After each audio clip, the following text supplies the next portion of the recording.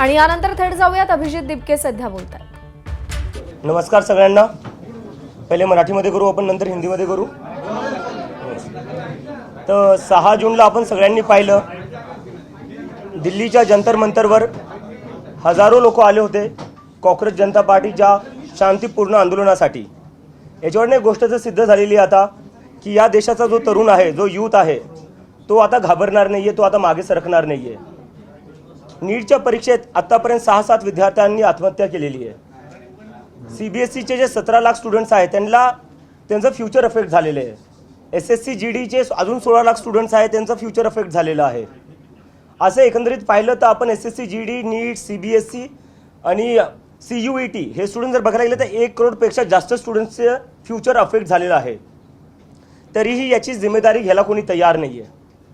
त्यासाठी आम्ही 6 जूनला जंतर मंतरवर आंदोलन केलं होतं आणि आम्ही डिमांड केली आहे की धर्मेंद्र प्रधान यांनी तुरंत रेजिग्नेशन दिलं पाहिजे, कारण की जिम्मेदारी घ्यावं लागलं। देशातले 5-6 स्टुडंट जे उद्या जाऊन डॉक्टर बनले असते, ज्यांनी दुसऱ्यांचे प्राण वाचवले असते, आज त्यांनाच त्यांचा जीव द्यावा लागला आहे। कशामुळे? सिस्टमच्या फेलियरमुळे। तर याची जिम्मेदारी कोणीतरी घेतली पाहिजे आणि त्यासाठी आम्ही सांगितलेलं की धर्मेंद्र प्रधान यांनी शनिवारपर्यंत राजीनामा दिला पाहिजे। राजीनामा जर नाही झाला तर आम्ही देशव्यापी आंदोलन सुरू करणार आहे आणि त्याची सुरुवात उद्या पुण्यापासून सुरू होणार आहे। पुण्यात उद्या 4 वाजता आम्ही आमचा शांतीपूर्ण प्रोटेस्ट करणार आहे आणि त्यानंतर आम्ही लखनौ, अमृतसर, जयपूर, बँगलोर इथेही आम्ही प्रोटेस्ट करणार आहे। तर आमची परत एकदा विनंती आहे की तुम्ही काही करून जिम्मेदारी घ्या, नैतिक जिम्मेदारी घ्या। तुमच्यामुळे स्टुडंट्स आत्महत्या करतायत, लाखो करोडो स्टुडंट्सचं भविष्य बर्बाद होते तुमच्यामुळे, सगळं वाटोळं होऊ लागलं स्टुडंट्सचं। याची कोणीतरी जिम्मेदारी घ्यायला पाहिजे। देशात आज अकाउंटेबिलिटी राहिली कुठे? स्टुडंट्स ओरडू लागले, थकून चालले, पेपर लीक होऊ लागले, सर्व्हर डाऊन होऊ लागले। कोण जिम्मेदारी घेणार याची आणि कधीपर्यंत असं चालणार आहे?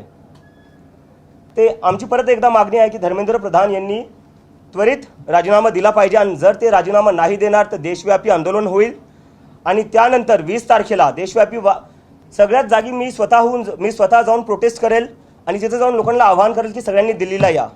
जर धर्मेंद्र प्रधान यांचा राजीनामा नाही झाला तर 20 तारखेला दिल्ली येथे सगळ्या देशातला तरुण येईल आणि धर्मेंद्र प्रधानचा राजीनामा घेतल्याशिवाय वापस जाणार नाही।